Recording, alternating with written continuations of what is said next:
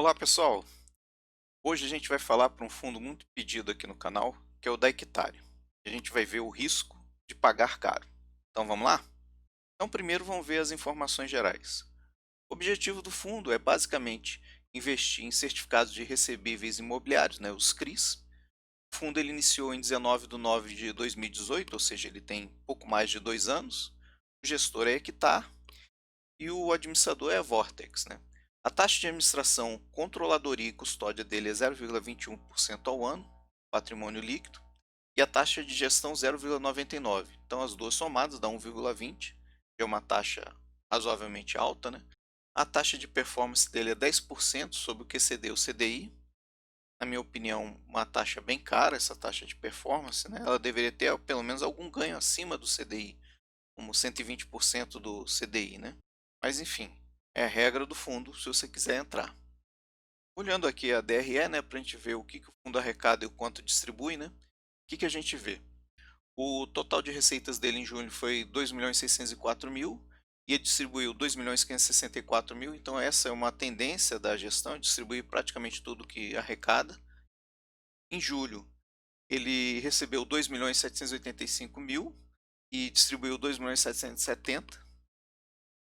Em agosto se repete essa tendência, mas vejam que o fundo saiu do recebimento de 2 milhões para 6 milhões. Em setembro ele aumenta ainda mais a quase 8 milhões e distribui 7.907.000. Em outubro ele aumenta mais ainda, vai para 10.191.000 e distribui 9.916.000, então aqui ele guarda um pouquinho de dinheiro. Em novembro ele vai para 14.201.000 e distribui 3.700.000. Então guarda mais um pouquinho de dinheiro nesses 2 últimos meses, porque ele fez muito dinheiro. Mas reparem, o fundo saiu de 2 milhões, ele recebia em junho, e foi para 14 milhões. O que fez essa diferença? Primeiro, ele teve emissões aí no meio, mas não justifica, ele no fundo não cresceu 7 vezes para sair de 2.604.000 para 14.231.000, E o que aconteceu? O fundo distribuiu um tremendo dividend yield no mês de novembro de R$ 2,51 por cota, o que deu 2,1% sobre o valor naquela época. Então, olhando aqui o resultado por cota, a gente vai ver claramente o que está acontecendo. Em verde escuro são os juros, em preto a correção monetária, em cinza em cima são outras receitas.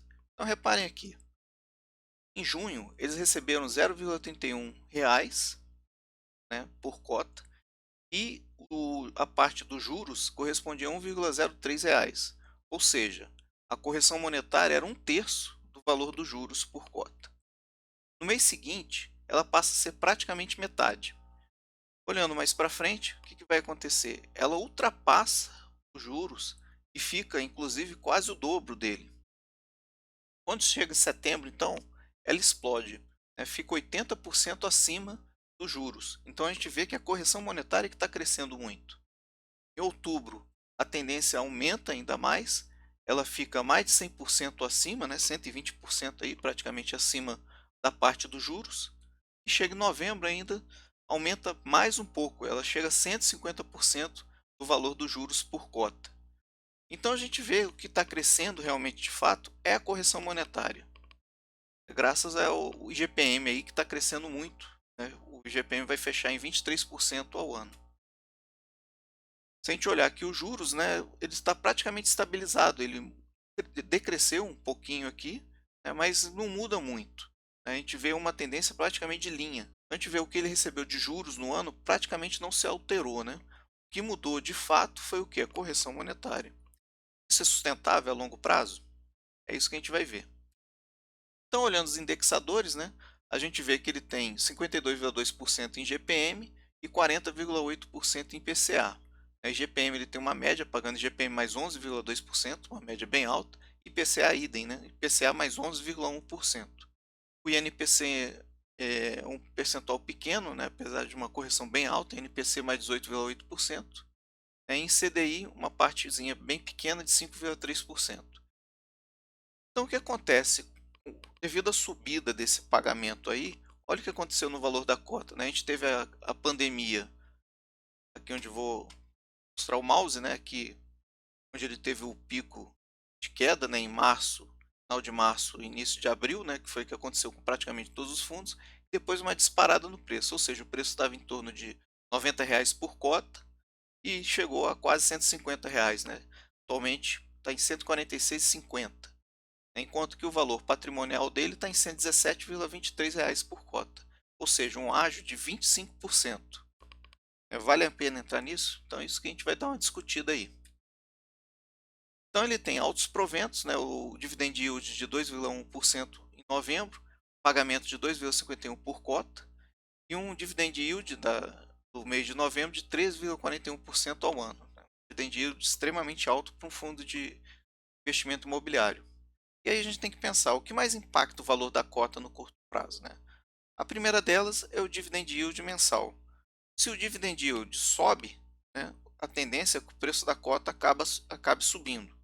Enquanto que se o dividend yield cai, a tendência é que o valor da cota caia. Então, como a gente vê uma subida muito grande no dividend yield mensal, o valor da cota tendeu a acompanhar. Então, a gente viu que deu uma disparada. Se o dividend yield cair, a tendência é que a cota ceda. Outra coisa que influencia bastante no valor da cota no curto prazo, é um evento que ocorre com pouca frequência no ano, 2, 3 vezes no máximo, é uma nova subscrição. Como a subscrição para a pessoa ter interesse de entrar, ela tem que ser valorada num preço inferior ao valor de mercado, então a tendência é que faça, quando você lança uma subscrição, o pessoal até para fazer a arbitragem começa a vender a cota, né, e o preço cai. Então, a gente tem dois fatores que pode levar a cota a cair de preço: se o dividend yield mensal cair ou se houver uma nova subscrição, que pode dar dois novos pontos de entrada aí no fundo. Então vamos olhar risco a risco aí do fundo. O risco que eu considerava bastante alto no ano pela pandemia, né, foi o risco de inadimplência. Para minha surpresa, né, os fundos de CRI em geral passaram bem.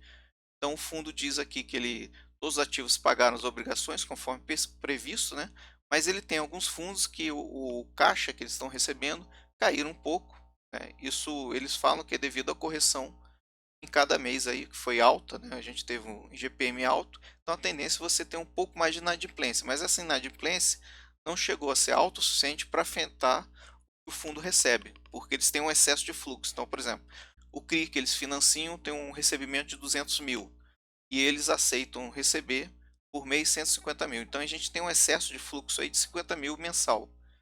Se o pagamento cair, mas não ultrapassar essa barreira de 150 mil, nada acontece com o CRI. Ele continua recebendo normalmente. E aí a gente tem que entender outras coisas. No que o fundo investe? Ele investe em multipropriedades. O que é isso? Quando a gente tem um imóvel, né, com a Lei 13.777 de 2018, passou a ser permitido a gente ter mais de um CPF naquele mesmo imóvel. Cada um tem uma fração ideal desse imóvel.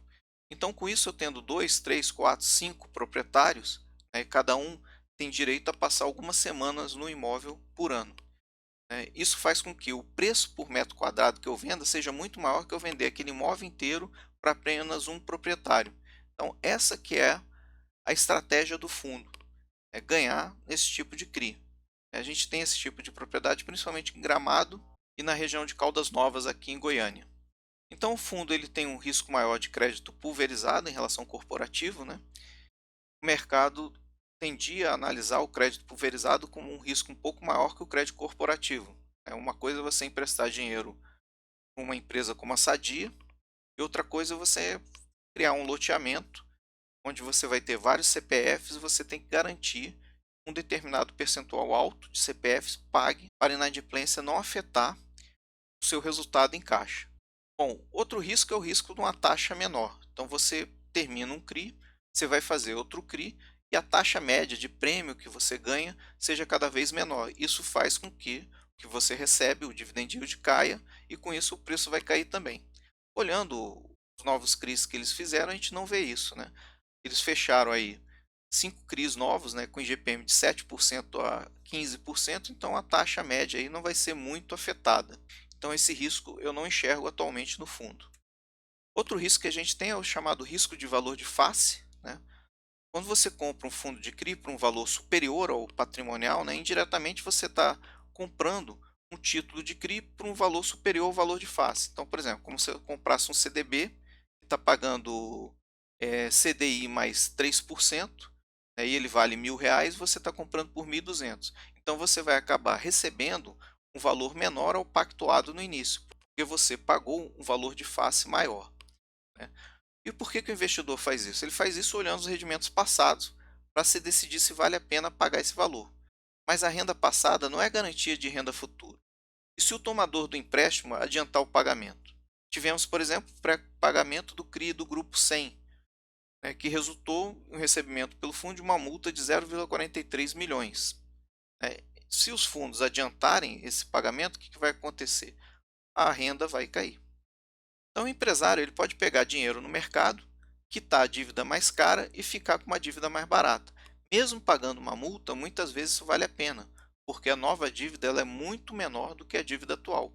Foi provavelmente o que aconteceu com o CRI aí do Grupo 100. Ele verificou que ele conseguia pegar um dinheiro novo mais barato e mesmo pagando essa multa que ele pagou, ainda ficaria pagando um valor menor mensalmente. Então o investidor esperava um determinado rendimento e por isso ele aceitou pagar um ágio aí, porém ele vai receber menos. Por quê? Porque se o novo pagamento, a dívida nova que o empresário fizer, ele verificar que é menor que a dívida atual, ele vai fazer um novo empréstimo e vai quitar aquele CRI lá de forma adiantada. E o investidor que pensou que ia receber aquela taxa não vai receber mais. Outro risco é o risco do IGPM cair, né? Esse é o principal fator da renda atual do fundo e, na minha opinião, não vai perdurar, né? O IGPM de 2020 fechou acima de 23%, né? E a previsão do Boletim Focus é um pouco acima de 4%. Então veja essa diferença. Então, mesmo que o IGPM fique em 6% até 8%, é uma queda brutal dos 23% que ele foi em 2020. E outra coisa que o investidor deve pensar é que há 3 anos o IGPM chegou a ser negativo. Então o IGPM explode tanto rápido para cima quanto para baixo. Pode ser que a coisa reverta e a gente tenha um IGPM bem fraco. E com isso, os contratos atrelados ao IGPM, que hoje foi o grande fator impulsionador do rendimento desse fundo, se torne um empecilho para o fundo continuar pagando bem. E por fim, a gente tem o risco da queda do preço, né? Tanto a queda do dividend yield quanto uma nova emissão deve ocorrer esse ano, podem provocar queda no preço. Então a gente pode ter uma rentabilidade total anual negativa para quem comprar com esse ágio aí de 25%. O que é essa rentabilidade total? Ela é dada pela soma da variação da cota mais as rendas recebidas. Então suponhamos que um fundo pague excepcionalmente bem no ano, ainda pague 9% ao ano, e para um fundo imobiliário é um bom valor. Só que a cota ela desvaloriza 20%. Só que a cota ela se desvaloriza 20%. O que acontece? O investidor vai ter uma rentabilidade negativa. Se ele precisar vender aquela cota, mesmo tendo recebido 9% ao ano, a cota se desvalorizou 20%, ele vai ter perdido dinheiro. Então, é esse risco que o investidor deve tomar muito cuidado quando ele paga ágio numa cota. E por hoje, a gente fica por aqui. Aquele abraço.